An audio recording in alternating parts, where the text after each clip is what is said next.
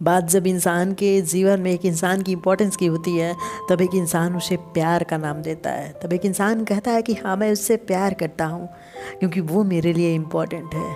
वही जीवन में कई बार ऐसा लोग अकेलापन महसूस करते हैं। ऐसा उन्हें लगता है कि उनके साथ वाला जो साथी है वो साथ तो है लेकिन मन से साथ नहीं है, दिल से उसका साथ आपके साथ नहीं है, क्योंकि वो सिर्फ एक दिखावा कर रहा है। वो आपके साथ तो है लेकिन वो कभी आपको उन चीज़ों का एहसास नहीं करा पाता। ये बहुत बड़ी बात होती है कि आप जिसके साथ हो वो कभी ये बता नहीं सकता कि आपसे प्यार करता है। ये जाहिर नहीं कर सकता कि उसके लिए सबसे ज़्यादा इम्पोर्टेंट आप हो। जीवन में बहुत सारे काम होते हैं, लोग बहुत बिजी होते हैं, लेकिन काम से ज़्यादा जो इंसान इम्पोर्टेंट होता है उसे जवाब देना, उसके साथ बात करना इंसान ज़रूर चाहता है। सब कुछ छोड़ के अगर कोई आपसे बात करता है तो वहाँ पे प्यार ही है। काम से इम्पोर्टेंट अगर इंसान हो जाए तो वो जीवन से ज़्यादा महत्वपूर्ण हो जाता है। इसलिए तो उसे शाब्दिक रूप से प्रेम कहते हैं। उसका अर्थ बहुत बड़ा है, हर कोई उसका साथ नहीं दे सकता। और जहाँ पे काम से ज़्यादा इम्पोर्टेंट इंसान हो जाए वहाँ पे जीने की एक चाहत बन जाता है। आपके जीवन में जो आपके साथ है उसके लिए इम्पोर्टेंट है हर एक काम। आप इम्पोर्टेंट नहीं हो इसका मतलब। और जहाँ पे आप इम्पोर्टेंट नहीं हो वो आपके दुख में कहाँ से आपकी सहायता करेगा। अगर वो पूछता है, वो आपसे बताना चाहता है कि हाँ थोड़ा काम है जो इम्पोर्टेंट है, जिससे हम दोनों का जीवन अच्छे से चलेगा, हम दोनों का जीवन बेहतर हो सकता है। लेकिन अगर वो हर काम में आपके इम्पोर्टेंस को ख़त्म करना चाहता है, वो बताना चाहता है कि आपकी वैल्यू उसके जीवन में कुछ नहीं है, फिर बिना समय गंवाए वहाँ से तुरंत निकल जाओ।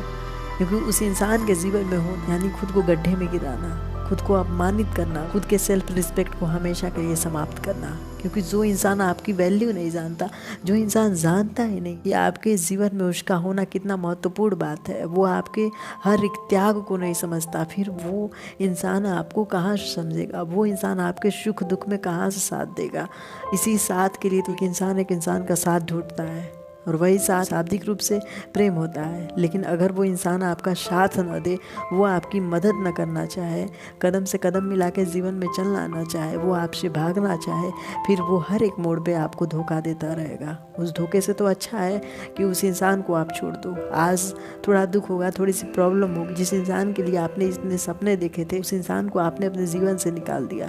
लेकिन उसे निकालने के कुछ समय बाद आपको ज़रूर ऐसा लगेगा कि आपका फैसला सही था, वो इंसान गलत था। आज आपको लगेगा कि ये फैसला गलत भी हो सकता है वो इंसान सही हो। लेकिन जब ये समय बीत जाएगा तब आपको इस बात की अनुभूति होगी, इस बात को जानोगे कि हाँ इंसान वो गलत था, मेरे फैसले सही थे, मैं सही था, जो गलत इंसान के हाथ में पड़ गया था। एक पागल इंसान को पैसों की कीमत नहीं पता होती, वहीं एक भिखारी को देख लो, उस पैसे के लिए अपना पूरा रंग रूप बदल लेता है, किसी के पैरों में भी गिरने के लिए तैयार होता है। पैसों की कीमत वही समझ सकता है जो उसकी कमी महसूस करता है। अगर आपकी कमी उसके जीवन में है, वो आपके पीछे दौड़ रहा है, तो आपके महत्व को समझेगा। लेकिन अगर आप जैसे इंसान की कमी नहीं है उसके जीवन, वो नहीं चाहता आपसे बात करना, फिर आप उसके साथ रिलेशनशिप में रह के अपना जीवन बर्बाद कर रहे हो, वो आपका महत्व कभी नहीं समझ सकता। जिस तरह पागल को पैसे देने पे उसका महत्व कभी नहीं जानता, वो इधर उधर फेंक देगा। वही बात हो गई आपकी, वो कहीं पे भी आपको फेंक देगा, उसे फ़र्क नहीं पड़ता है कि आप उसके शब्दों से कितना दुखी हो जाते हो। वहीं एक भिखारी है जो ईश्वर के पैरों में भी गिर जाएगा आपको पाने के लिए। वो हमेशा आपको समेट के रखेगा, हमेशा खुश रखेगा। आप देखो आप कहाँ पे जा रहे हो, पागल के घर में या भिखारी के घर में, बहुत अंतर है। ये होगा कि आपको खुश कौन रखता है, और वहाँ पे ये होगा कि आप किसको खुश करने के लिए खुद को बदल रहे हो। Thank you guys.